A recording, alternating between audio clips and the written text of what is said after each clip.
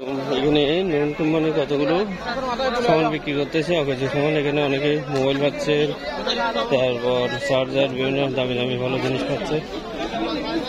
এই যে দেখতে পাচ্ছেন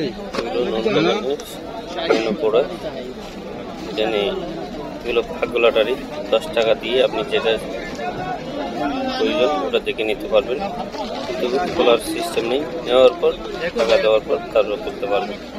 এখানে এক একজনের ভাগে এক এক রকম প্রোডাক্ট কিনতেছে। নতুন দাঁড়িয়ে থেকে দেখলাম একজনে পেলো